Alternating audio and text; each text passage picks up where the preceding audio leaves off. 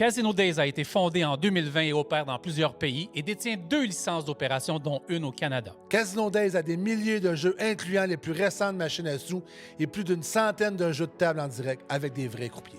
Mais le plus important pour Casino Days, ce sont ses clients. Et c'est pas mon opinion, c'est celle des clients. Une preuve, Casino Days a 4.4 étoiles sur 5 sur le site très réputé Trustpilot, avec plus de 1500 avis. N'oubliez pas que le jeu en ligne, c'est pour le fun. Soyez donc responsables.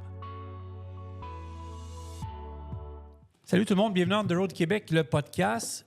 Je me retire dans quelques secondes parce Bonjour, que Francis. tu as fait une méchante bonne job, c'était super bon. C'est bon, hein? Avec Charbonneau Transport, puis Julien de RDL.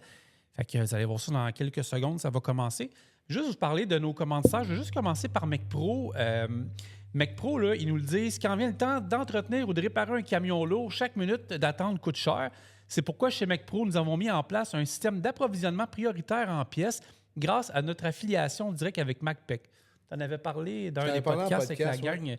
Concrètement, ça veut dire que les membres passent en priorité pour recevoir les pièces dont ils ont besoin. Résultat, moins d'attente, moins d'imprévus et un retour sur la route beaucoup plus rapide. Que ce soit pour une pièce courante ou spécialisée, les ateliers peuvent compter sur une chaîne d'approvisionnement, et c'est impressionnant, solide et efficace, conçue spécialement pour répondre aux besoins du camionnage. Donc, avec MecPro, vous profitez d'un réseau solide, d'une expertise reconnue et d'un service client hors pair parce que sur la route, chaque minute compte. MecPro va t'allier pour garder vos camions en mouvement. Je peux rajouter mon grain de Oui. C'est important présentement, la rapidité, parce que pas de rapidité au prix que le coût de fuel, le prix du fuel est présentement. Un camion parqué, c'est pas rentable. Non, Fait que la rapidité d'avoir des pièces, c'est important. Il faut que ça bouge. Oui, exact. De même. Puis les prix, c'est tellement cher. Oui. Camion, comme dirait mon père, un camion pas parqué, c'est pas payant. Camion parqué, c'est ouais, pas pas payant. parqué, c'est pas payé. Début mai, dans 2 semaines, on a 2 nouveaux commanditaires. On va vous les annoncer là. C'est le groupe Kenworth Montréal. OK? Puis Bédard Ressources Humaines qui fête leurs 30 ans.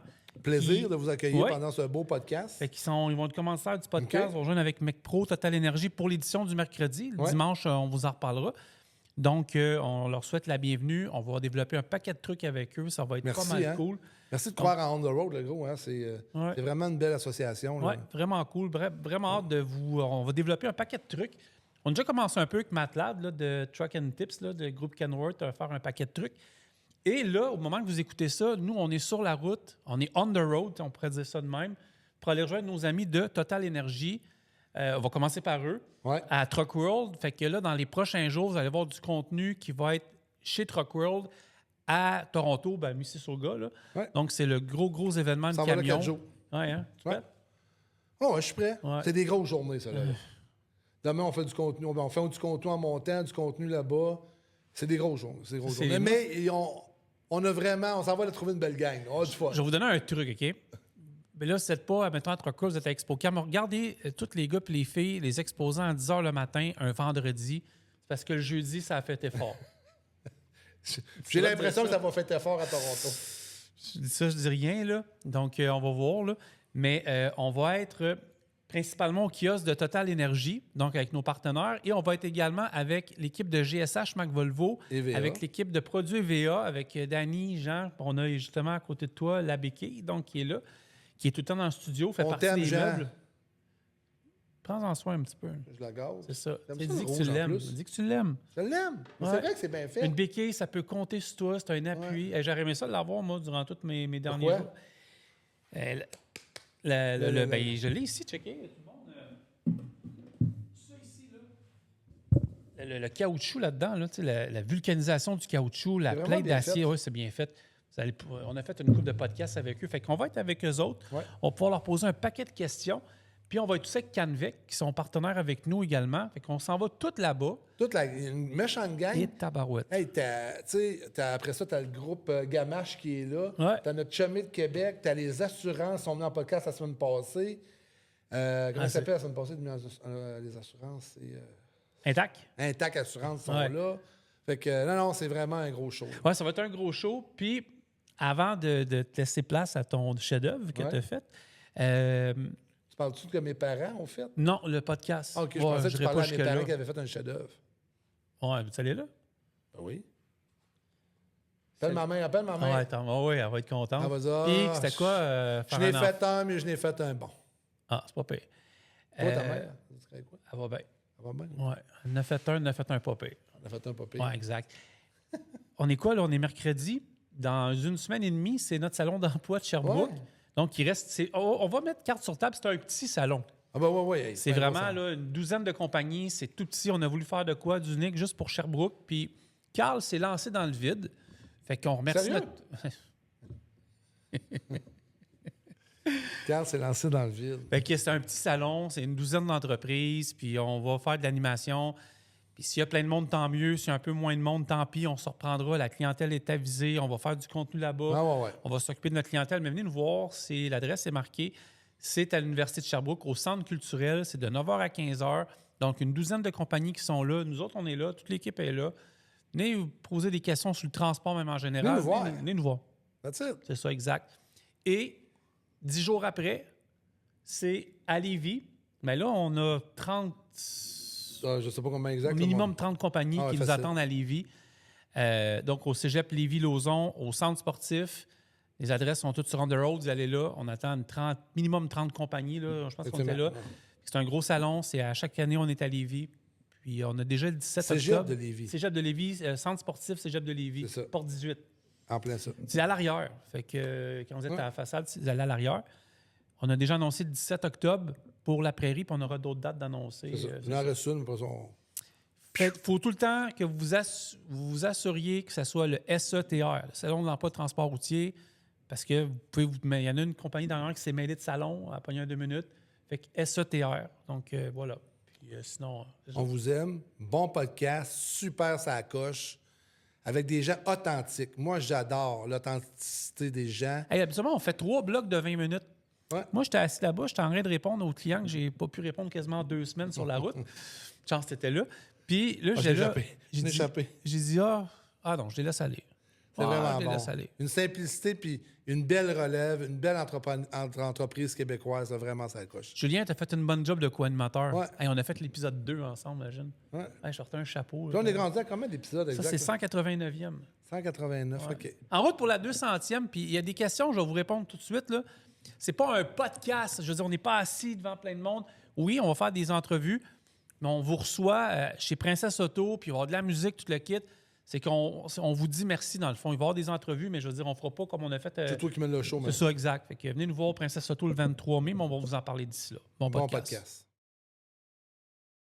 Hey, bonjour tout le monde, j'espère que ça va bien. Comme disait Francis, on est prêt pour notre podcast avec Charbonneau Transport et mon co-animateur, Julien de... Transport RDL. Transport RDL. Bienvenue tout le monde, j'espère que ça va bien. Oui. Pas de stress, là, hein? Pas du tout. Merci de l'invitation. Ben, ça fait plaisir. Ben oui, merci de l'invitation. Ça fait plaisir, mon beau Julien. Fait qu'aujourd'hui, on va parler de l'entreprise, de qu'est-ce que vous faites, vos projets futurs, qu'est-ce que vous faites dans l'entreprise. Ça fait que moi, je vais apprendre à vous connaître. Fait que je vais vous laisser vous présenter. Vas-y. Merci. Annie Charbonneau, directrice de Charbonneau Transport. Dans le fond, c'est une entreprise familiale. Là, ici, il y a mon frère et notre cousin qui est au bureau aujourd'hui. C'est une entreprise qui a été fondée par notre père et notre oncle. Depuis 2 ans, on a pris le relais des 2 pères. Dans le fond, c'est une entreprise de transport de farine en vrac dans des camions-citernes. Et nous, dans le fond, on fournit les produits dans les usines de production. Moi, c'est Michel Junior Charbonneau. Je suis directeur des opérations. Dans le fond, c'est comme ma soeur disait, c'est qu'on livre dans tout ce qui est nourriture, ce qui font les pains, les baguettes, Alouette. Ça fait combien de temps que ça existe, Charbonneau Transport? C'est la question qu'on se posait. Environ 12 ans. 12-15 ans à peu près, je te dirais. Oui. Moi, je me suis joint à l'équipe il y a 9 ans. Toi, ça moi, ça va faire 11 ans, je pense. OK. Dans le fond, moi, je suis de formation travailleuse sociale. J'ai fait 20 ans à la DPJ. Et méchant changement? Méchant changement maison, hein? Oui, effectivement. Alors, besoin de nouveaux défis. Fait que je me suis joint à l'équipe là, il y a 9 ans. Puis toi, Annie, le transport, c'était vraiment... c'était pas quelque chose nécessairement de nouveau parce que je n'entendais Papa Michel était dans le transport, effectivement. Puis le frère, Par contre, moi, je suis, comme on dit, je dis toujours, je suis l'enfant d'un père camionneur qui n'était jamais là. Puis pour ceux qui connaissent Michel Charbonneau, c'est un vrai camionneur. Oui, il n'était jamais là. C'est un propriétaire, c'est un chef d'entreprise, mais c'est quelqu'un qui n'a pas peur de sauter dans le troc puis de faire des voyages. Je me souviens de Michel, moi, qui allait charger les voyages pour les chauffeurs pour qu'ils soient prêts à partir le lendemain. Au début, mon père faisait ça. Il a dormi dans son truck jusqu'à il y a 2 ans. Il n'avait pas peur de travailler, Michel, là. Non, puis c'est encore comme ça. C'est une légende. On parle de combien de camions, d'équipements environ? On a à peu près une vingtaine de camions. Avec ça, il y a des sous-traitants qui travaillent avec nous. Okay. Et on a à peu près 43 citernes alimentaires. C'est dispendieux, la citerne alimentaire, hein? Effectivement. Actuellement, c'est un gros investissement. C'est difficile. On parle de combien? Mettons, quelqu'un qui veut s'acheter une citerne là, neuve, là? Bien, c'est dans les 230, 240 000. Puis dans le 2 essieux, si vous faites les États-Unis, du 3, du 4... Je dirais qu'il n'y a pas de grande différence de prix. Non. Aux États-Unis, on fait juste des 2 essieux, par exemple. On ne va pas chercher de permis spéciaux, rien. C'est ça, fait que c'est tu y vas légal. On y va légal à 80 000 livres. Ben oui, je comprends. Puis c'est ça, fait que on a à peu près une vingtaine de 2 essieux aussi là, qui fait ça, qui fait du transport là-bas. Puis quand vous faites le transport ici, là, parce que vous allez sûrement sur l'île de Montréal, c'est sûr, pour aller chercher votre marchandise, c'est de la farine? De la farine en vrac. Fait que ce qui est important de dire aux gens, c'est la complexité du chargement. Nous, dans le fond, c'est 2 moulins qu'il y a, 3 moulins à Montréal, un sur Notre-Dame et P9. Je pense que les gens vont se situer. L'autre, on le voit avec l'affiche Five Roses dans le Vieux-Port. Quand tu parles de P9, là, c'est celui qu'on voit quand on passe sur Notre-Dame, là, qu'on voit les camions dompés. Il y a juste à côté de chez l'Antique, dans le fond. C'est ça. Juste, mettons, à l'ouest de l'Antique, là. On passe à côté de la shop, là, dans le port. Dans le port de Montréal. Mais quand tu parles de complexité de chargement, juste comprendre, moi, parce que moi, je connais pas ça, là, tout ce qui est aller déjà dans la vie là, de tous les jours, aller dans le Vieux-Port en voiture, c'est compliqué. Imaginez avec un camion et une remorque. C'est pas facile. Avec tous les travaux, les sens uniques, les interdictions de camions. Les trous. Le trafic les rues barrées, quand il y a des festivals. Et ce qu'il faut que les gens visualisent, c'est que c'est du 7-24. On fournit les usines de production, dont des pains frais. Alors, c'est ouvert, c'est 7 jours, 24 heures. Fait qu'il y a des chargements le samedi, il y a des chargements le dimanche. Ça charge de nuit? Bien, plus maintenant, parce qu'il y a tellement de plaintes à cause qu'ils construisent des condos autour. Le bruit. Fait que le bruit... il y a des chargements jusqu'à peut-être minuit. C'est assez tard quand même. Jusqu'à minuit. On recommence à 3-4 heures du matin.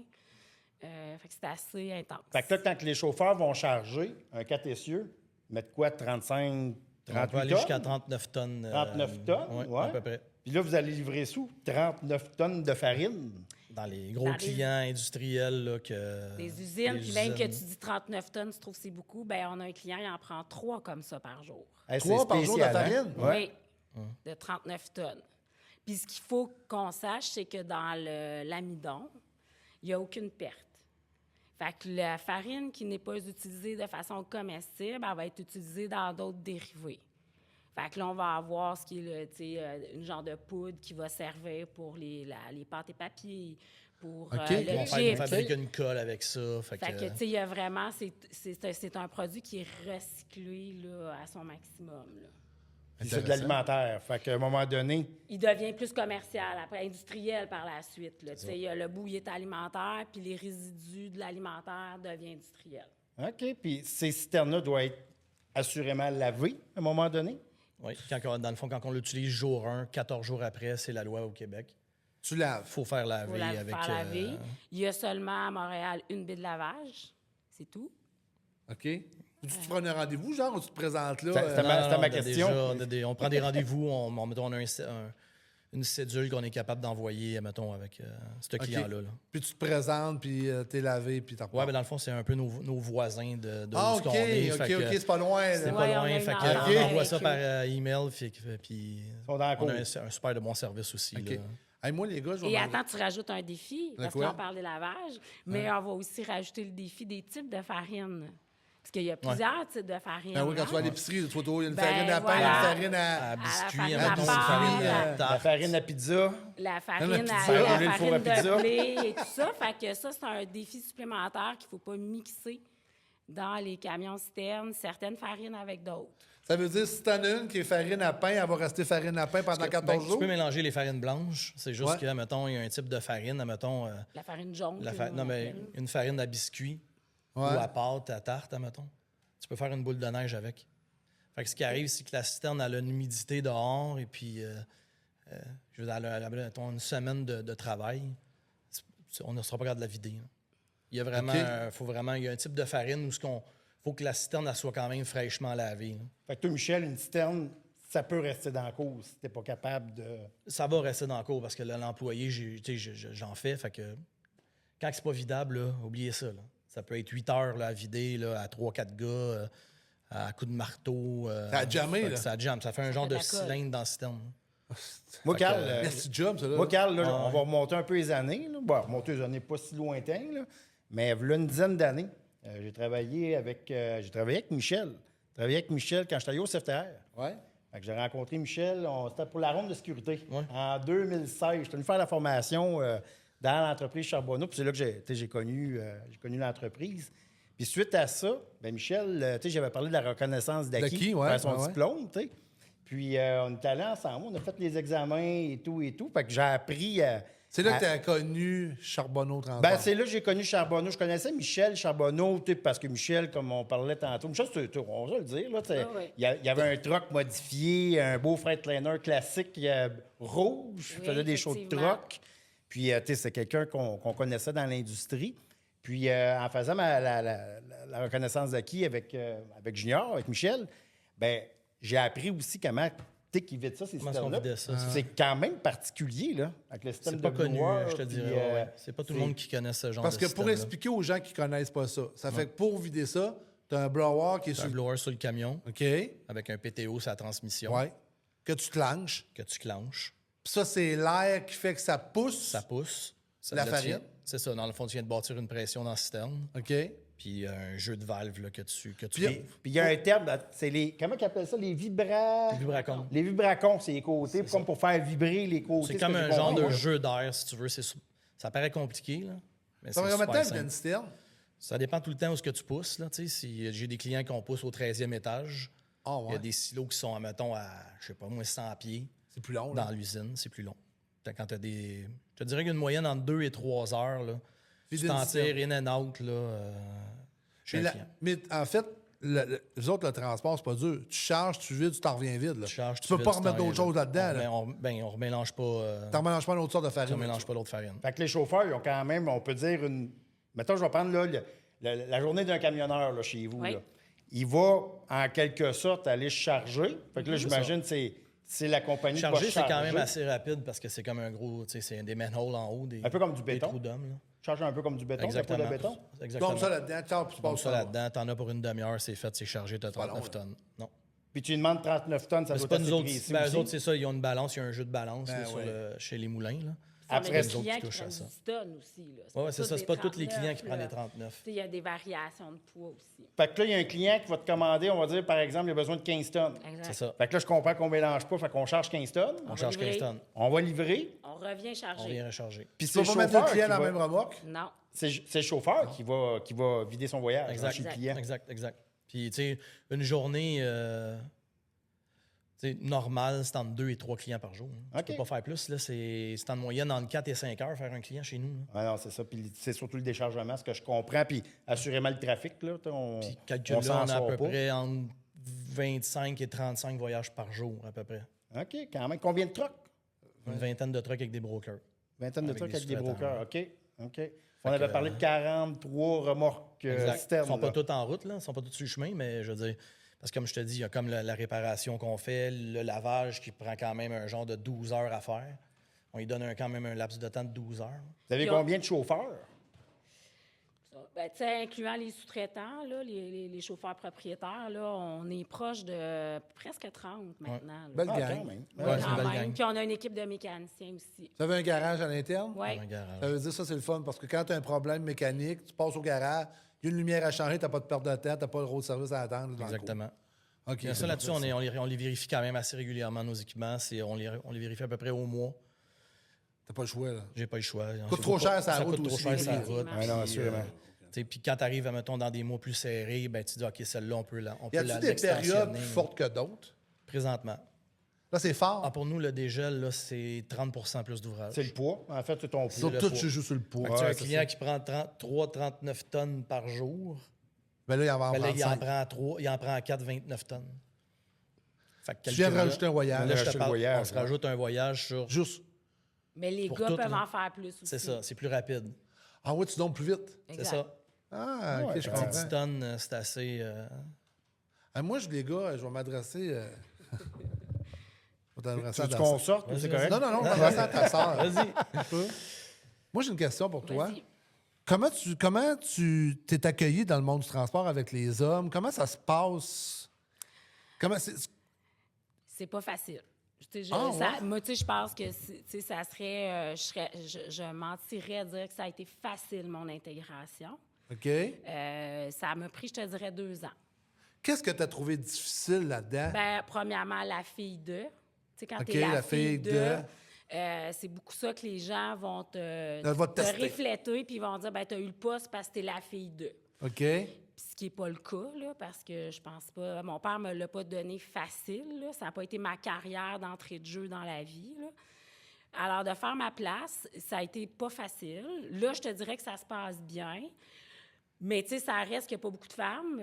Ça reste que souvent, ils vont te perdre dans les termes de... Tu sais, quand tu n'es pas un camionneur, tous les termes techniques utilisés, votre jargon, là, que j'appelle, bien, rapidement, ils te perdent là-dedans quand tu vas leur poser des questions.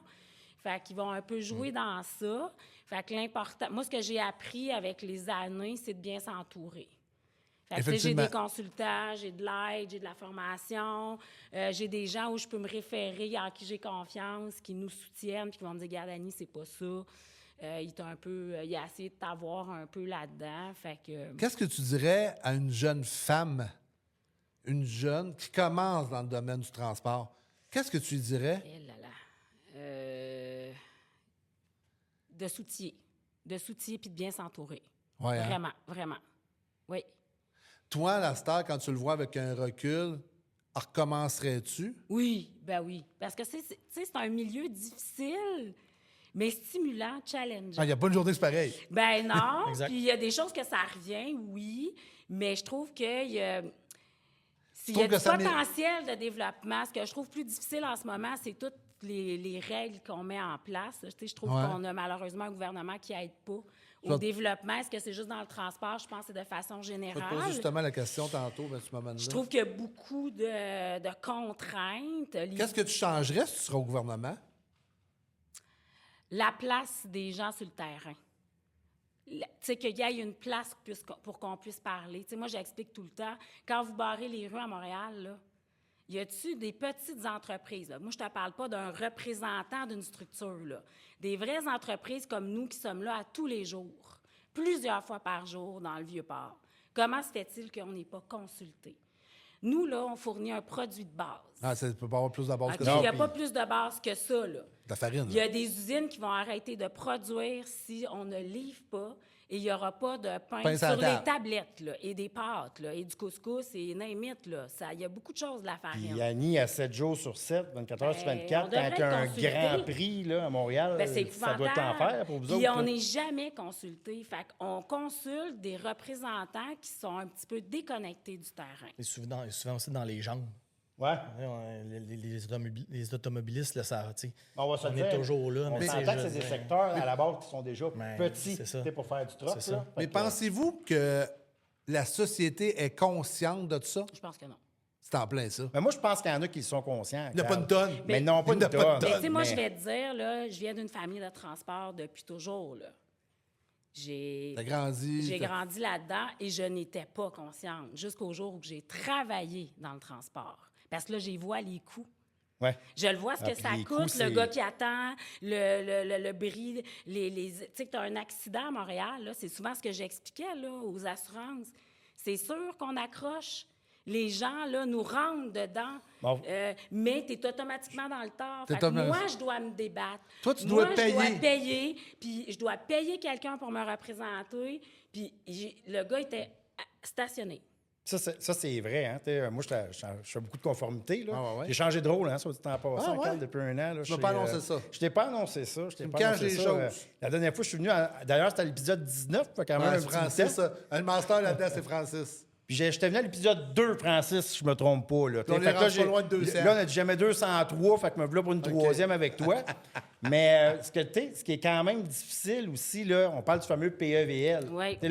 On va dire le bulletin d'entreprise de transport, que pour avoir une bonne cote, on va dire ça comme ça, qu'on va rester satisfaisant, bien, si on ne fait pas notre suivi de dossier, puis quand il nous arrive des accidents comme ça, si on a un accident, on perd automatiquement les points. Aussitôt qu'un rapport de police.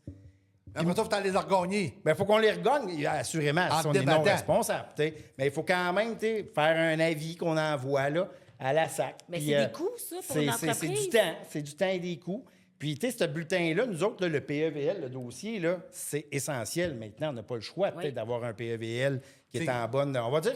ce qui est drôle, là, Cole Caulfield, là, lui, il veut faire des points, puis Suzuki, là, qui ont fait leurs points. Nous autres, on va en perdre des points, on ne va pas en faire. Fait que, ça demande quand même une certaine organisation au niveau conformité. On n'a pas le choix en 2026 pour continuer à faire du transport. Puis tu disais qu'est-ce qu'on peut changer. Oui, bien c'est ça, je t'ai posé la question. Moi, je trouve qu'on consulte, comme je t'ai dit, des grosses structures. Des grosses structures qui... Je suis pas sûre que c'est la réalité du monde terrain. Je veux dire... je regarde là, juste la taxe de carbone. Hey. On a perdu des clients, nous, parce que c'est moins cher prendre des gens de l'Ontario pour venir ici. Hey, ça, tu veux-tu m'embarquer puis me craquer solide? Non, tu veux. Non. Tu veux, là. Il est facile, lui, là. Non, je suis facile. La taxe carbone, on va-tu la revenir à un moment donné, là? Mais il faut qu'il se passe quelque chose parce que nous, on perd en ce moment. Puis j'écoutais tantôt, parce qu'on va diffuser la nouvelle première ministre qui va être là demain, qui va être là, qui va être là aujourd'hui en même temps, nommé un premier ministre. Aujourd'hui, la question lui était posée, puis elle disait je ne toucherai pas à la taxe carbone, je vais plus aller sur les enregistrements, je vais plus aller sur d'autres choses. Hey, Chris, on peut-tu faire quelque chose? Là? On est tous en train de crever parce qu'on est le seul qui met ça. Là. Puis, puis moi, je rajouterais à ça, tu parlais des enregistrements, on n'a pas de marge d'erreur.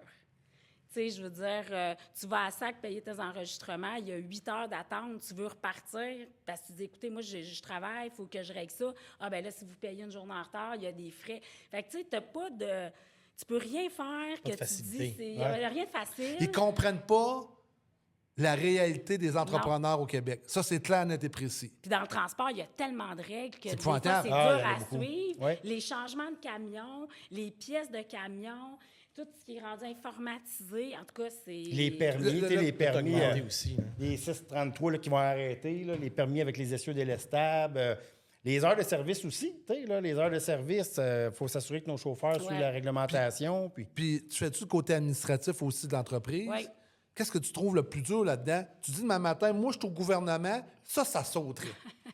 C'est qu'on m'a posé la question la semaine passée. Je sais que ça va être des détails, peut-être certains vont se reconnaître, là. Mais moi, je dis toujours, quand tu as une PME, là, les taxes, quand il faut que tu retournes tes taxes à tous les mois de clients qui ne t'ont pas payé. Non, perçu. Je le sais. Non, mais tu sais, c'est parce que... Ça, je le sais, ça. Non, mais tu sais, Ça, tu avances de l'argent pour quelqu'un qui t'a pas payé. Bien, c'est ça, puis tu finances le gouvernement. Fait que là, tu dis, attends une minute, moi, là... Puis là, tu sais, ça se peut que ça soit un mauvais payeur, puis que je sois payé juste dans 6 mois, mais moi, je dois leur remettre tout de suite. Fait que moi, c'est quelque chose que j'ai dit à un représentant, où j'ai dit, ça te demande toute une structure, là, puis un cash flow important. Quand tu vas jouer sur ton cash flow, tu joues souvent aussi sur tes marges de crédit, sur toutes tes affaires. C'est qui paye l'intérêt, ces marges de crédit? Toi. C'est ça. Ben, c'est ce que j'explique. Fait qu'après ça, on vient dire c'est la faute du transport si les prix montent. Ben, c'est parce que tout est cher pour nous. T'sais, est-ce que les gens se sont posé la question? T'sais, moi, je le dis là, souvent à des clients, un camion, c'est 250 000, puis un camion à 250 000, il est bien ordinaire. Il est de base, hein? Oui, c'est ça. C'est quasiment rendu à 300. Nous, on a un souffleur à rajouter, puis une citerne, c'est 250 000, 280 000. Mais là, avec ça, tu peux même pas faire un client. Parce que si tu brises, tu peux pas le livrer. Ouais, c'est ça. Puis, fait qu'il te faut un backup. Fait que, tu sais, c'est... Toutes les pièces de camion aussi pour partir, c'est énorme. Mais moi, j'ai une autre question. Excusez, les gars, je vais revenir à vous autres tantôt. Mais qu'est-ce qui tient un jeune entrepreneur là-dedans? Bien, nous, je pense que c'est la fougue de la famille. C'est un challenge aussi. On a un challenge. On est une super équipe. Je pense que moi, je peux dire que je pensais jamais dire ça dans ma vie. C'est un cadeau d'avoir une entreprise familiale, d'avoir eu un père qui a défoncé des portes, qu'on voyait moins parce qu'il travaillait tout le temps, qui, là, nous a donné cette passion-là. On s'est retrouvés ensemble par, c'était pas prévu. Ça va-tu bien ton frère? Oui, vraiment, vraiment. Ça a toujours été, de toute façon, on a toujours eu une belle relation. Mais vous êtes des tripes de troc aussi, là. Vous avez de travail. La belle régine aussi. D'entreprise, de développement. On croit en notre monde. C'est satisfaisant aussi de finir ta journée à temps, à l'heure. 7 jours sur 7, 364 jours par année. Le petit vin rouge le soir, il est meilleur. Ouais, c'est sûr, mais je veux dire... On a le sentiment... Parce que nous, on ne reporte jamais au lendemain. Il faut tout le temps le livrer. Fait que, compléter une journée chez nous, là, c'est un beau challenge. Ben, je comprends. C'est une belle réussite. Puis, je veux dire, c'est peut-être ça qui nous tient. De la manière, je vais aller plus un peu plus, pas professionnel, familial. Vous en prenez l'entreprise de votre père. Il y a beaucoup d'entreprises québécoises de relève qui ne font pas ça. OK? Il y a beaucoup d'entreprises, quand ça arrive aux enfants, excusez l'expression, ramassent l'argent, puis ils s'en vont. OK? Vous, là-dedans, comment vous voyez ça? Parce que vous avez pris la relève de votre père. Puis quand vous voyez une entreprise familiale qui est vendue en Ontario, aux États-Unis, quelque chose, qu'est-ce que vous dites de ça? Parce que vous l'avez fait, là. Vous prenez l'entreprise vous prenez l'entreprise de votre père. Bien, on est actionnaire. C'est nous maintenant à être acheté. C'est ça. Mais ça fait 2 ans qu'on l'est, mais je pense qu'il y a aussi où ce que l'entreprise est rendue aujourd'hui, c'est un peu grâce à nous aussi avant. T'sais, on n'était pas actionnaire, admettons, on 5 ans, 6 ans, 7 ans, mais on a toujours travaillé comme si c'était à nous. Là. Fait que c'est rendu où ce qu'elle est aujourd'hui. Oui, il y a mon père au début, mais on a beaucoup travaillé à aller chercher des nouveaux clients, à bâtir des prix qui étaient convenables. Puis de maintenir les clients aussi. C'est ça, hein? Aller chercher les clients, j'ai toujours dit que c'était pas compliqué. Moi, c'est les maintenir aussi, hein, qui est vraiment dur là-dedans. C'est ça. Puis tu sais, quand tu parlais, qu'est-ce qu'on pense des... C'est pas facile de prendre le relais d'une entreprise familiale à plusieurs J'aime ta niveaux. Franchise. Tu sais, autant au niveau du lâcher-prise des Qu'est-ce que tu as trouvé fondateurs. dur? Qu'est-ce que tu trouves dur là-dedans? Bien, tu as les fondateurs qui sont là avec une vision. Puis, tu sais, souvent, quand on reprend des entreprises familiales, c'est pas tout le monde qui a la formation en administration, en entrepreneuriat. Fait que, tu sais, nous autres, notre père a parti ça, puis de son travail acharné, a construit une entreprise.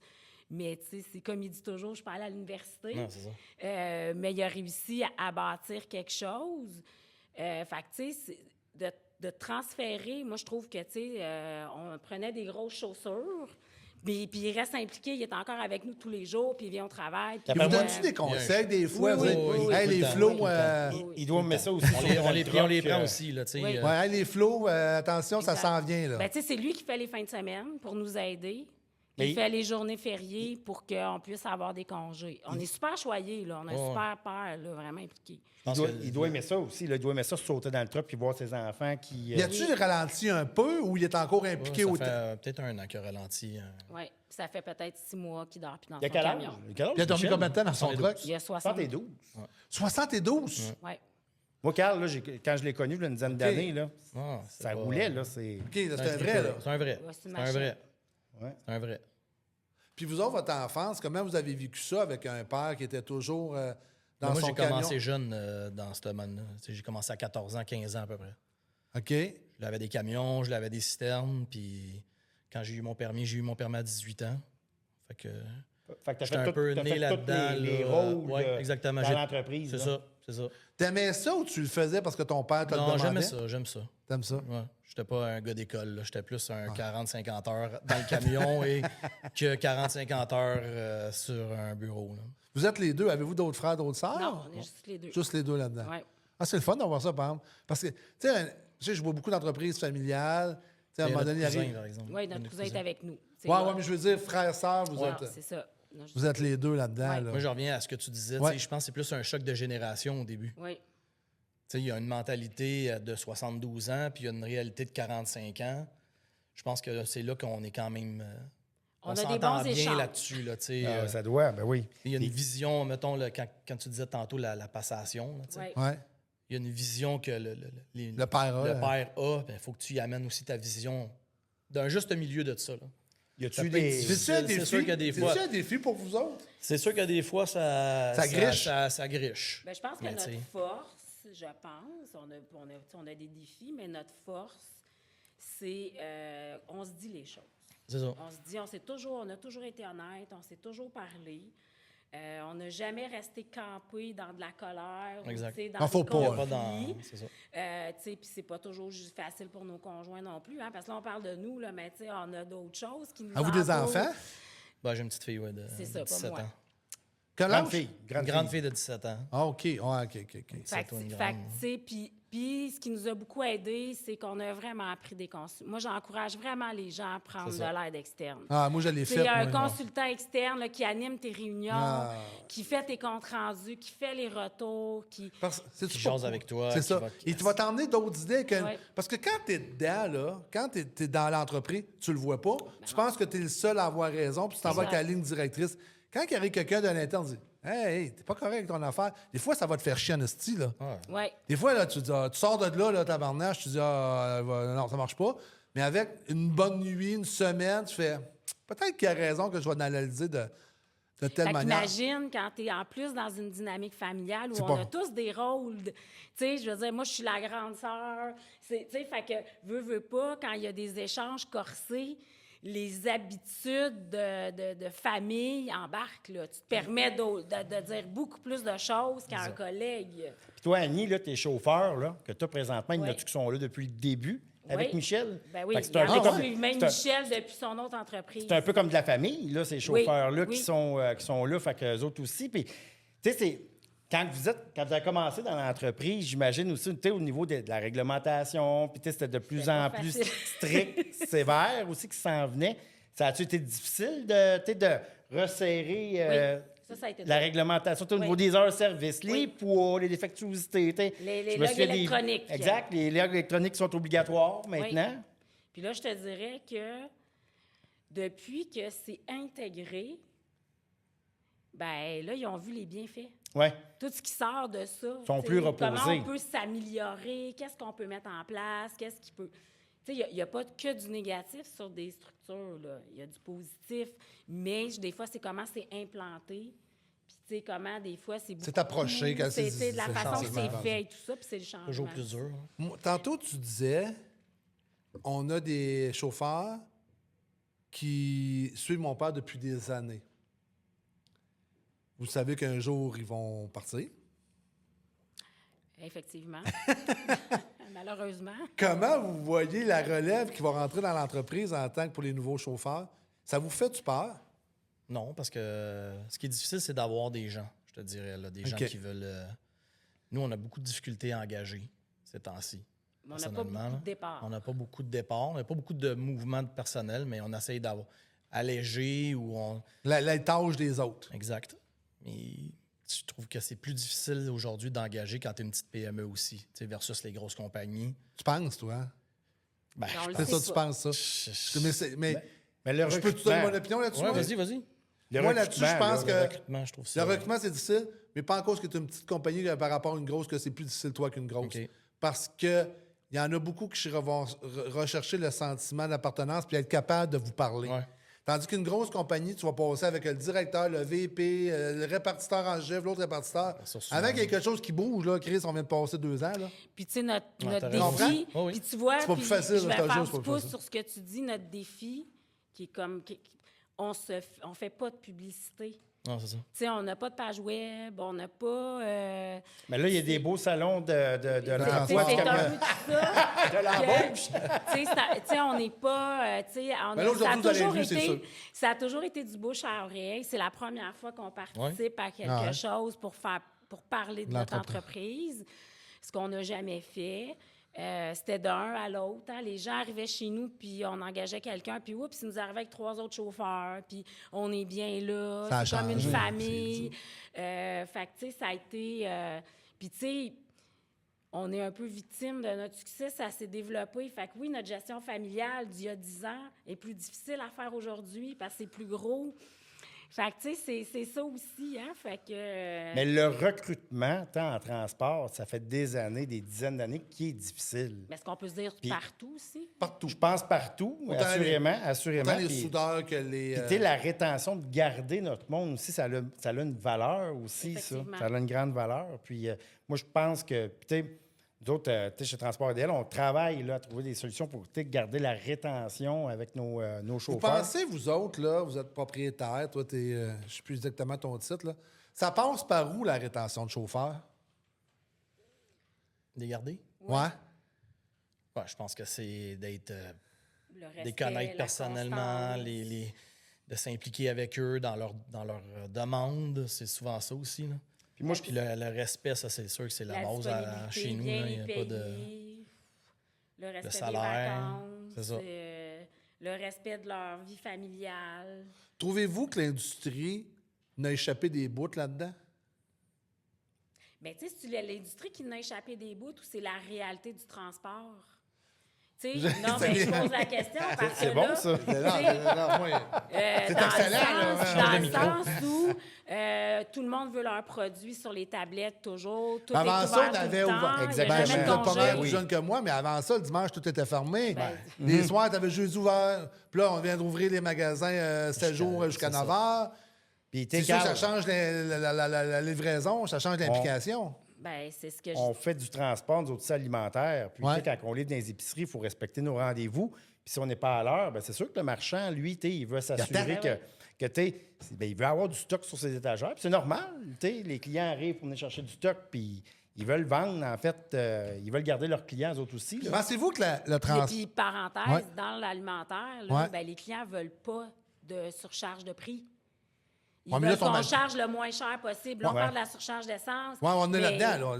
Là, dans l'alimentaire, là, tu sais, nous, on peut perdre un client pour 5 $ du voyage. Là. Ça va juste à ce point-là? Là, ben oui. Puis vous autres, c'est la base du produit. Fait que c'est sûr que s'il y a des frais qui augmentent là, c'est une chaîne là, ensuite de ça. C'est ce qu'on explique, c'est qu'à un moment donné, vous voulez tous, vous voulez qu'on vous livre le soir, la fin de semaine. Il va voir, tu payes à un moment donné. Là. Ben, vous voulez le même prix. Arrive avant 3 heures, sinon, il n'y a plus personne. Tabarouette, t'attends un peu. Là, y a-tu des frais? À un moment donné, moi, j'ai travaillé dans des compagnies. À un moment donné, il y avait des frais de retard, des frais de... Tu sais, si t'arrivais 3 heures après, de crisser à 1000 $ par la tête, y a-tu des frais qui s'impliquent de même? Non, on n'a pas là de ça. Nous, on n'a pas là de ça. Pas installé. Même en tant que dans les riffeurs, on va en avoir certains clients là, qui vont avoir des frais. Ben oui, parce que c'est sûr, quand on amène du produit chez mettons, on va dire une ligne qui travaille, là, ils veulent avoir le produit, là, puis la ligne arrête, bien, c'est certain que pour eux autres, c'est des frais qui sont quand même assez importants. Là, fait que on a certains clients que si on est en retard, on peut avoir... Tu vas tomber en pénalité. Assurément, exactement. Ça me gosse un peu, moi, ça. Toutes les réparations, les constructions... Ça me gosse un peu, là, tu sais. Tout ce qui peut arriver sur la route, hein, les hasards. Là. Tu parlais de la gestion du personnel. Bien, on essaie d'avoir la même attitude avec nos clients. Une gestion communicative. Là. Fait que ça veut dire que moi, je parle aux clients. Fait qu'on essaie, toi, tu as eu des problèmes à ton usine, nous, on a eu des problèmes. On peut-tu arriver à un consensus ensemble? Des fois, c'est toi, des fois, c'est moi. Des fois, je charge, des fois, non, tu ne factures pas. Puis, il y a comme un échange. On essaie, en tout cas. Puis, on y arrive quand même bien. Tant que ça se fait ici, localement, là, c'est sûr que quand on parle avec des autres personnes, c'est plus compliqué. Mais les gens qui sont directement reliés aux usines, on essaie de leur parler. On se parle tous. C'est des clients que vous avez depuis longtemps, je pense, aussi. Bien, c'est des clients qui connaissent notre famille depuis longtemps, sauf qu'eux autres aussi ont eu du roulement. C'est plus les mêmes. Non, c'est ça change. Ça change beaucoup. Là. Puis là, on le voit, il y a beaucoup de gens qui partent à la retraite, puis c'est remplacé par... des jeunes. Des jeunes qui... Une autre mentalité. Une autre mentalité. Clairement. C'est sûr. 2 jeunes entrepreneurs comme vous autres, avez-vous un plan d'expansion? Pour l'instant, on vague on surfe sur la vague. C'est comme on dit, on a 96 environ % du marché de la farine en vrac au Québec. Oh, 96 OK. On a quand même un gros marché. Là, ce qu'il faudrait, si on voudrait faire de l'expansion, c'est se développer à l'extérieur du Québec. si on veut rester dans la farine. Ou dans un autre domaine. Ou dans un autre produit. Seriez-vous ouvert à aller dans un autre produit? Moi, j'ai touché la première compagnie à mon père. Il y avait du liquide là-dedans aussi. Là. Ouais. J'ai déjà touché à ça. C'est pas notre pensée présentement, mais je veux dire, c'est toujours qu'est-ce qu'on explique toujours. C'est la relève aussi au niveau des camionneurs. L'équipement, que c'est autre chose. Là. C'est un autre type de système. S'il arrive une compagnie, en fait, vous n'êtes pas fermé à l'idée. On n'est jamais fermé à de l'avancement ou des nouveaux défis ou des nouveaux projets, c'est sûr. Hein. Ça, il y a des gens qui nous ont approchés, des nouveaux moulins de farine qui se sont ouverts, qu'on a été interpellés, puis on s'est impliqué avec eux, puis on s'implique avec eux. Ça, on est ouvert à... Mais il faut toujours garder en tête qu'actuellement, nous, quand on arrive dans du créneau alimentaire en vrac, ben on est avec des grosses entreprises. Fait que c'est un gros investissement de départ, puis on n'a pas beaucoup d'aide, là, de subventions, puis tout ça dans ce domaine-là. Il n'y en a pas. Il n'y en a pas. Fait que, on va dire vraie chose, là, il n'y en a pas. Fait que, tu sais, là, ce qui est en train de se produire, c'est qu'il n'y aura plus de compétition. Fait qu'il y a des gens qui vont avoir le monopole, puis qui vont monter les prix comme ils veulent. Il faut que les gens aient conscience de ça. Là. C'est vers ça qu'on s'en va, là. C'est une question peut-être de décennies que ça va se passer, là. Parce que... Trop cher. Bien, c'est trop cher pour quelqu'un comme nous qui partons. Là, nous, on est parti avec une base avant COVID, d'une base d'expertise qu'on possédait déjà. Fait que, tu sais, on a été capable d'avancer là-dessus. Mais aujourd'hui, quelqu'un qui veut partir dans le domaine... Bonne chance. Ben oui, comment ça coûterait, tu sais, avoir le camion? Non, on parlait des coûts tantôt, là. Oui, c'est ça. Puis, c'est 2 millions quand c'est des voyages qui te rapportent... c'est ça. C'est pas des voyages... Faut t'en faire des voyages pour payer 2 millions, là. On va se le dire aussi, là, c'est-tu assez facile de rendre un camion pas rentable si on n'a pas le bon chauffeur assis en arrière du volant? C'est facile, là. L'économie de carburant, brisé, accroché. Puis l'essence, les frais sont assez... Juste un bumper de camion, là, comme nos équipements qu'on a, les bumpers sont quand même fragiles, on va se dire la réalité. Là, aujourd'hui, les bumpers en plastique, mais c'est pas long que ça va coûter un 1500, 3000, là, changer un bumper après ça, accroché chez un client. Ben, les soumissions vont le voir.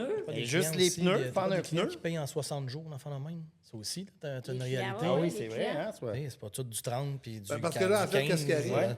En fait, qu'est-ce qui arrive, là? Il y en a qui se financent présentement, là. On va se dire la vraie chose. Il y en a qui se financent avec tout ça, là. Tu sais, en étirant de même. Si j'étire un, j'étire l'autre. Fait que ça joue sur mon cash flow. Je me finance en étirant mes paiements. C'est ça qui se passe présentement, là. Oui, sauf que... Tu comprends? Et toi, tu as des versements, là. Ben non, mais je sais. Puis j'ai des gens à payer. Tu as des gens à payer. Tu as du fioul à payer. Tu as tout ça à payer. Mais là, avec la conjoncture économique qui se passe, puis le prix du fioul, puis tout, fait qu'il y a certains fournisseurs qui subissent ça. Effectivement. Mais c'est pas simple, là. Non, c'est pas simple. C'est pas simple, puis je pense que les Comment gens... tu vois l'avenir du transport? Tu es là-dedans 24 heures sur 24. Oui. Nous, c'est sûr que c'est de l'alimentaire. Fait que, ouais, vous autres, c'est comme nous autres, on n'a pas eu vraiment de creux de vague. Là. Moi, je dirais que, tu sais, je n'ai pas la réponse. Par contre, j'ai envie de dire aux gens, prenez conscience de ce qui va s'en venir. Parce que ça va changer, les prix vont monter. Plus on va mettre des règles, plus ça va être compliqué, plus ça va être cher, plus... Parce que là, présentement, là, on ouvre des portes où on permet des gens de d'autres provinces de venir ici prendre les emplois des gens d'ici. Oui, à des meilleurs... On va se dire, à des meilleurs taux, je vous le dis, c'est épeurant, là. Ah ouais, je sais pas comment ils font pour arriver, là. Bon, mais ça fait qu'à un moment donné, ça va être que les gros qui vont avoir le monopole et ils vont choisir des prix qu'ils vont mettre. Effectivement. Tu sais, nous, on le voit, là, dans notre domaine, il y en a moyen. Fait que quand on se fait demander un prix puis on le veut pas, ben des fois, on met un prix puis on se dit, on l'aura jamais, puis il y a tellement pas personne qui le prenne. C'est ça, finalement, vous avez le contrat, c'est ça. Ça va finir par se passer dans tous les autres domaines du transport, c'est sûr. Effectivement. Julien, je vais te demander ton opinion. Oui. Puis tu me diras si on peut en jaser. Il y a eu un nouveau règlement qui est arrivé parce que tu es en formation. Ça fait longtemps que tu es là-dedans. Oui, assurément. Tu as une vraie nouvelle formation qui est arrivée le 15 décembre. Le PESR. OK. Je veux avoir ton opinion de ça, moi. Bien, moi, mon opinion, ça, je vois quand même du positif. OK. Je vois du positif. On va s'en regarder dans les yeux, OK? Moi, puis on va se regarder dans les yeux. Oui, on va se regarder dans les yeux. Je viens des centres de formation. Oui, tu connais ça, là. On a travaillé ensemble quand j'ai fait Ancel, puis après ça, j'ai été au CFTR pendant quand même 10 ans. Oui, ça fait longtemps qu'on se connaît, nous autres. Ça fait longtemps qu'on se connaît. Une quinzaine d'années, Carl. Oui. Ça me rajeunit. Mais qu'est-ce que tu penses de ça, toi? Est-ce que ça a amené du positif dans l'industrie ou à long terme, ça va amener moins de gens, moins de chauffeurs ou de conducteurs qui vont s'impliquer dans le domaine? Mais tu sais, on va être honnête, là. La formation, là, elle était de 615 heures. Ben, là encore, là, il existe encore le DEP. Puis, il y a des candidats qui vont faire cette formation-là, puis après 30 heures, là, on va se rendre compte qu'ils sont compétents. Ça va bien, puis ils sont pas de difficulté à reculer, pas de difficulté à apprendre la réglementation, à opérer l'équipement. Puis il y a des gens qui, quand même, qu'après 615 heures, on ferait 900 heures. Ils seront pas capables. Ça va être difficile aussi. Ils seront pas capables. Fait que, il y a des candidats que... Il y a vraiment du monde, puis... Tu sais, Carl, j'en ai embauché, moi, des gens là, qui n'avaient pas fait le CFTR, qui sortaient d'une formation, on va dire, appelez-les les techniques de ce monde, ou les écoles qui ont des camions, puis qui passaient comme entre 20 et 40 heures. Puis c'est sûr que, il y en a qui vont avoir un petit peu plus de difficultés au niveau de l'attelage, au niveau de la réglementation, comment utiliser un logbook électronique. Nous autres, on fonctionne avec Isaac. Fait qu'ils l'apprenaient avant ça à l'école. Là, ils ont changé de plateforme. Mais il y en a qui sortent avec un DEP, là, puis qui ont de la difficulté, là, qui vont être difficilement embauchables, ou du moins difficilement, qui vont être rentables. Fait que, est-ce que je vois ça est-ce que je trouve que c'est une bonne chose qui se passe? Ça va peut-être éviter, justement, qu'il y ait des 20 heures, 30 heures de cours, qui auraient eu de la difficulté avec 615 heures quand même, d'être sur nos routes. Parce que, avoir un permis, là, à la SAC de classe 1, avant le 15 décembre, tu réussi un parcours d'à peu près 45 minutes. Une marche arrière en angle par la gauche entre deux pancartes. Puis tu avais une ronde de sécurité que tu vas faire en 20 minutes, que tu pouvais regarder sur YouTube, dans le fond, puis tu la copier. Puis tu avais ton permis, là. Tu avais le même permis que Junior, que j'ai. Puis tu pouvais aller dans le camion. Fait que moi, je pense que ce qui est important pour l'industrie, c'est le road test. C'est l'entrevue. Puis... je pense que mais tu ne réponds pas à ma question. Je pense que... j'ai pas fini. J'ai pas fini, Carl. J'ai pas fini. Je pense que le road test, puis après ça, même de continuer à faire de la formation comme employeur, puis de prendre nos candidats, parce que ça a des frais quand nos candidats ont des accidents aussi. Là. Je pense que je continue ma question. Puis, vas-y, Carl. Je continue ma question. Tu as détourné ma réponse. Tu as détourné mon sujet. Je préfère un bon politicien, tu crois? Parfait. Moi, je me présenterai au mois d'octobre, novembre. Est-ce que le 115 heures va diminuer, pas le 125 heures, va diminuer la relève du transport au Québec? Ben, moi, je pense que oui. Je pense que oui, honnêtement, parce que ça va être plus difficile, assurément, d'avoir sa classe 1. Fait que la personne qui allait passer un cours qui coûtait peut-être, on va dire, 3 4 000, que là, ce cours-là va être à 10 000. Est-ce qu'il va y avoir des subventions qui vont être données, honnêtement? Je ne penserais pas. Je pense que ça va amener quand même un bassin qui va être plus élevé au centre de formation de transport pour le DEP. Puis il va falloir qu'ils s'adaptent, ces centres de formation-là, puis ouvrir des formations à temps partiel, comme qu'il y avait à l'époque, que le monde pouvait aller faire une formation, faire de la pratique le samedi puis le mercredi soir. Mais là, présentement, si je ne me trompe pas, c'est pas encore offert. Ça l'était. Ils ont arrêté ça fait une dizaine d'années. Mais tu sais, c'est quelqu'un que... Puis...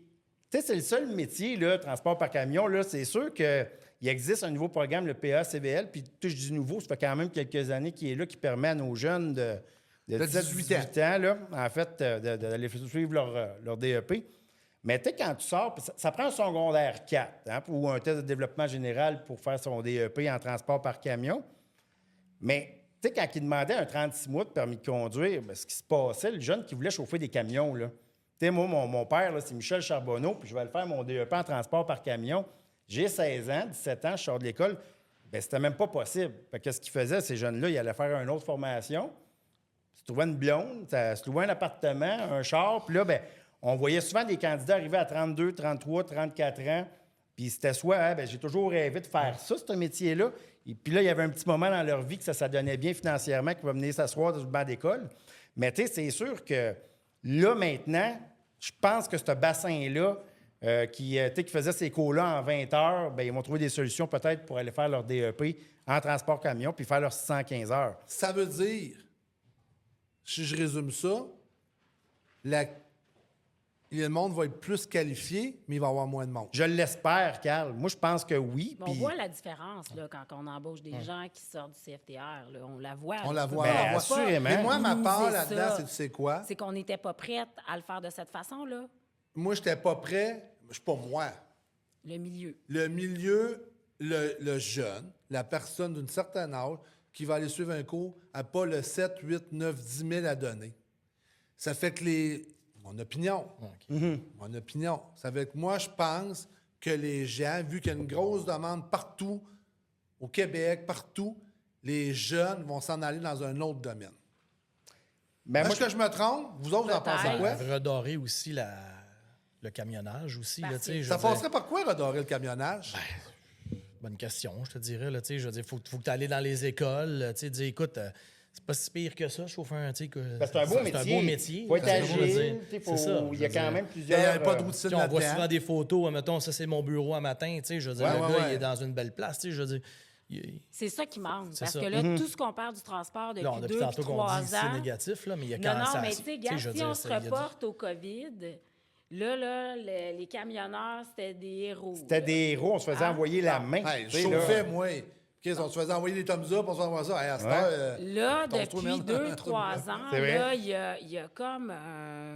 tu sais, on est des tueurs sur la route. Il y a comme un mouvement de choses qui ont été dénoncées avec ou sans raison ou mal informées ou je sais pas quoi. On a eu beaucoup d'accidents majeurs aussi. Beaucoup d'accidents majeurs, mais moi, ce que je dis, c'est que les accidents majeurs, les gens venaient de où? Ils venaient de quelle formation? C'est pas de ça qu'on parle. On parle de la situation. On n'explique pas l'environnement de la cause.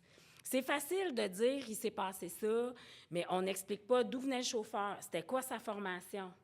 On parle jamais de ça. Qui avait probablement pas de formation. C'est bien de quelle province? Il a fait quoi? Mais c'est sûr que le Québécois peut avoir un accident aussi en Ontario. Il peut avoir... Ça fait partie de la game.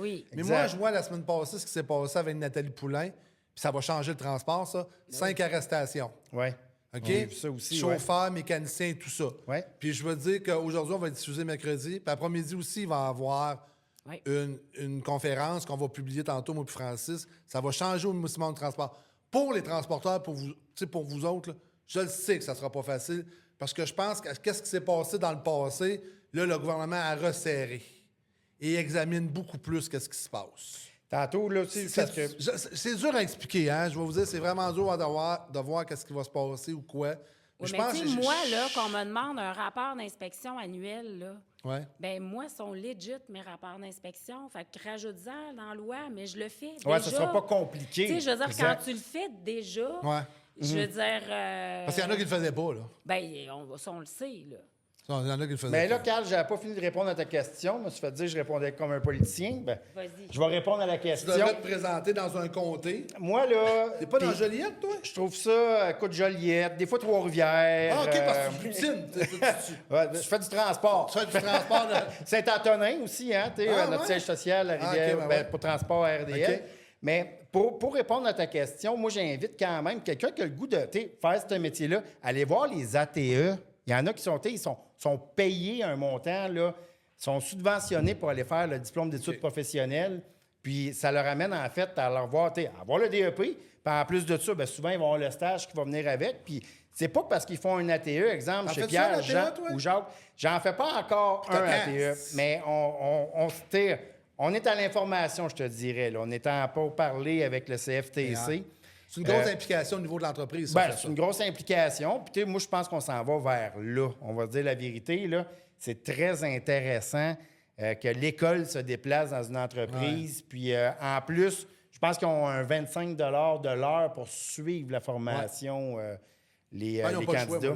Puis, ces candidats-là vont sortir, avoir été payés pendant leur formation. Ils n'auront pas payé 10 000 Oui, ils vont en faire 4 mois. Puis, tant mieux s'ils ont fait 4 mois, parce qu'au lieu d'avoir 20 heures d'expérience, ils vont avoir 4 mois d'expérience. Ça fait qu'aujourd'hui, tu as une école privée. C'est pas facile, hein? Ça doit pas.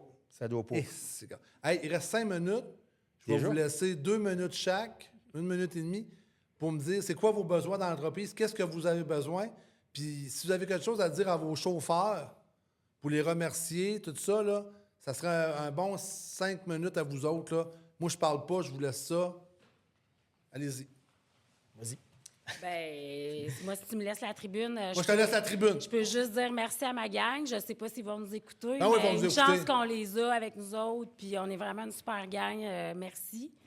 Puis s'il y a des gens qui ont envie de se joindre à notre équipe, ben il y a de la place. Alors, on fait comment? Là, tu me dis il y a de la place, mais là, moi, il faut que je sois capable de t'en rejoindre. Là, tu sais. Ben écoute, je pourrais te laisser mes coordonnées. Non, tu peux y a-tu un numéro de téléphone à la répartition? Numéro de téléphone. Je vais vous laisser mon numéro, 514-710-4484. Peux-tu le répéter, s'il te plaît? 514-710-4484. Ouais. Et à ce moment-là, moi, je vous orienterai ou vous faire parvenir vos informations là, pour l'embauche, si ça vous intéresse de faire partie de la grande famille Charbonneau. Hey, merci. Merci. Julien? Ben écoute, moi, j'invite là, tout le monde qui ne sont pas déjà membres de notre Facebook. Venez nous suivre sur le Facebook, il est le fun. On met beaucoup d'informations sur les réseaux sociaux.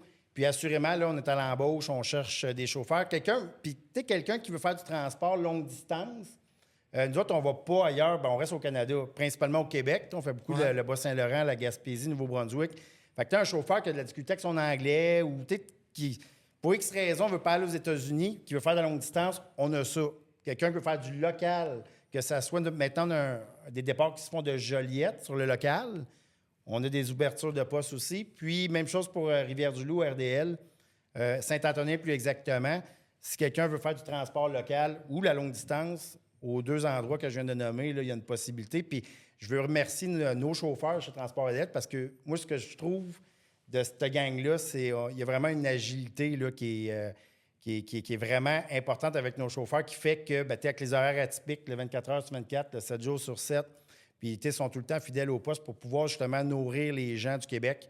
Puis c'est grâce à eux, en fait, qu'on est dans l'alimentation aujourd'hui. On est dans l'alimentation. Puis vous autres, vous transportez. Puis c'est grâce à eux, en fait, que, tu sais, beau temps, mauvais temps, on vient de sortir de l'hiver. Puis quand il fait pas beau, des fois, en Gaspésie, il fait vraiment pas beau, tu sais. Puis quand il fait beau, il fait vraiment beau.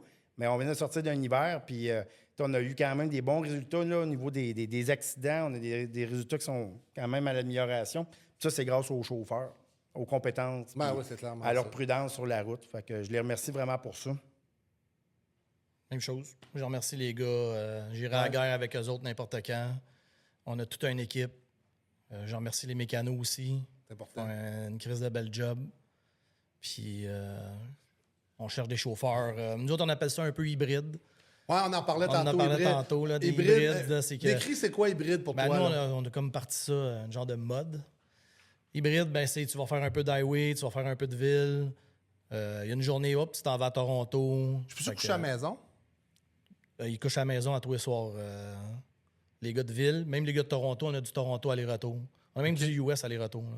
OK, ça veut dire que les gars couchent à la maison, ou les gars ou les filles? La plupart du temps, j'ai pas grand-chose de loin. Là, fait que, s'ils voudraient, ils peuvent coucher dans le camion. Ils peuvent coucher dans le camion. Ils font ce qu'ils veulent. C'est ça. Tu peux faire de la ville, coucher dans le truck, tu peux faire n'importe quoi. Il y a plein d'options à notre job. Là. Il n'y a pas de... Non. Qu'est-ce que tu dirais à ton père avant de quitter? Eh bien, merci. Puis, comme je dis toujours d'entrée de jeu, quand je me suis joint à l'équipe, j'ai été surprise de ce qui était son implication dans le transport. Je pensais jamais que c'était ça qui était, comment il était une sommité dans son domaine. C'est impressionnant. Fait que je ne peux que remercier de la réputation qu'il a faite de notre famille et du transport. Je ne serais pas là aujourd'hui si ce n'était pas de lui, ça c'est clair. Puis lui, là, vous parlez un peu pour lui. Lui, quand il voit qu'est-ce qu'il a monté, c'est quoi quand il s'assied le samedi soir avec vous autres, là, vous prenez une petite coupe de vin, là? Comment il voit ça, son entreprise? Il doit avoir une fierté à quelque part. Comment il voit ça? Ah oui, Papa Michel. Je pense que ça, il faudrait que tu poses la question à toutes les autres personnes qu'à nous. Ouais. Je pense qu'il en parle plus aux gens qui... Je pense qu'il est fier. Ça, on le sent aussi. Mais je pense que ça, il l'exprime plus aux autres personnes qu'à nous. Hey, merci tout le monde. Merci. C'était un plaisir. L'heure s'est passée. Merci de votre déplacement. Félicitations. Merci. Je suis vraiment fier de voir les jeunes de la relève Tu sais, Underworld a été faite et faite pour la relève. Tu sais, puis je vais m'adresser aux jeunes qui nous écoutent. Oui, des fois, on a des points négatifs qu'on emmène, mais ça reste toujours le plus beau métier. C'est vrai. Moi, j'étais un gars qui va emmener les vraies choses. Puis je pense que vous avez tous dit les vraies choses ici, les vraies choses du métier, mais c'est comme un plombier, comme un électricien. Tu sais, on a Francis qui arrive de Vancouver pendant 2 semaines. Tu sais, c'est pas facile, mais il arrive avec des beaux pays. Tu sais, il a fait un beau voyage. Il y a eu des bons moments. Il y a eu des bons moments. Tu sais, ça rapproche le couple. Il est parti 2 semaines. Là, la blonde, il a moins tapé ses nerfs. Hey, salut Francis. Brûlé. Mais merci tout le monde. Félicitations pour vous autres, la relève. Moi, j'adore voir la relève. Hein. Merci à toi. Ça prend la relève comme vous autres qui s'impliquent au Québec. Là. C'est un plaisir. Puis, merci à Sam, merci à toi, Julien. Fait que, c'est un plaisir d'être là, d'être ton co-animateur surprise. On se dit-tu une 4e fois? Ben pourquoi pas. Après la 200e. On va changer le dicton, nous autres, ça va être jamais 304. Ça vous va, ça? C'est bon. Sauf que là, la prochaine, je vais l'animer avec toi. Là. C'est vrai, hein? Oui. Parce que je te l'ai dit tantôt. On a fait le numéro 2, mais après ça, je disais. On a fait le 2 ensemble. C'était au premier. Oui, on commençait. Les premiers podcasts. Le 19 aussi, tu n'étais pas avec moi. On faisait nos podcasts, on allait bouffer au restaurant italien à côté. On avait des sacs de bouffe. Écoute, j'ai pas dîné, moi, fait que je m'attends à ça aussi. Là. Hey, merci tout le monde. C'était un plaisir. Bonne semaine. Attention à vous autres. Nous, on s'en va à 3 quarts à Toronto. Merci.